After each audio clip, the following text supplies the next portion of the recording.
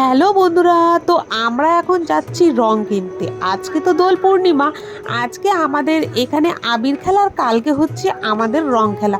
সেই জন্য আজকে আমরা গেলাম আবির কিনতে। তো প্রথমে কিন্তু চৌরাস্তায় গিয়েছিলাম আবির কিনতে। তো চলো যাওয়া যাক।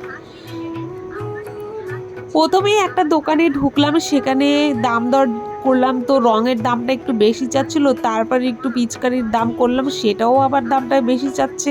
তো চলো তোমাদেরকে দেখাচ্ছি কোনটার কত দাম বললো। তো এই পিচকারিটার দাম বলেছিল 160 টাকা। তারপরে আর একটা পছন্দ করলাম, ওটার দাম আবার 140 টাকা। তো দাম শুনে একটু বেশি মনে হলো, সেই জন্য কিন্তু আমরা ওখান থেকে আর জিনিস নিলাম না। তারপরে কিন্তু চলে আসলাম আমরা একটা অন্য দোকানে। এবার সেরকম একটা দোকান বসেনি, দু চারটা দোকানই বসেছে। তারপরে পাশেই একটা দোকানদারের কাছে চলে আসলাম। এখানে আবার রঙগুলোর দাম একটু কম বলছিল। তো চলো তোমাদেরকে দেখাই যে আমরা এই দোকান থেকে কি কি রং নিলাম। তো উপরে দেখো মুখোশগুলো সাজানো ছিল। তো আমার একটা জিনিস পছন্দ হয়েছিল, তো ভাবলাম যে নিব। তো চলো আগে রঙগুলো নিয়ে নিই, তারপরে কিন্তু ওগুলো নেব। তো এখানে রঙগুলোর দাম বলেছিল একটাই 15 টাকা করে। তো আমার ভাস্তি বলেছিল সে দুটো নিবে আর আমি দুটো নিলাম। তো প্রথমে ওকে দুটো দিয়েছিলাম। তো আমি প্রথমে লাল আর সবুজ নিয়েছিলাম, আর ও হচ্ছে বেগুনি আর হলুদ কালার নিয়েছিল। তারপর কালকে যেহেতু রং খেলা, সেই জন্য এখান থেকে একেবারে কিন্তু আমরা রং নিয়ে নিলাম। আবির আর রঙের দাম কিন্তু বিভিন্ন রকমের ছিল। তো রঙগুলো কোনোটা 15 টাকা চেয়েছিল, কোনোটা 10 টাকা। আর আমি একটা মুখোশ নিয়েছিলাম, এই যে দেখো এটা ভালো এই লাগছে দেখতে মুখোশটা। বেশি। তো বলো তো ফাইনালি বল। আমরা কিন্তু সব রং একসাথে করে নিয়েছি। এরপর আমাদের খেলার পালা। তো এখানে আমরা খেলবো না, খেলতে যাব হচ্ছে মন্দিরে। তো চলো যাওয়া যাক। আমি আমার ভাস্তিকে আবার একটা ভালো করে পিচকারি লাগাও। কিনে দিয়েছিলাম, ওর মধ্যে আর জল এটা কখন ভরতে পড়বি? হয়। তো ও ওর মধ্যে জল ভরছিল, তো বললো যে জল ভরেই নিয়ে যাবে।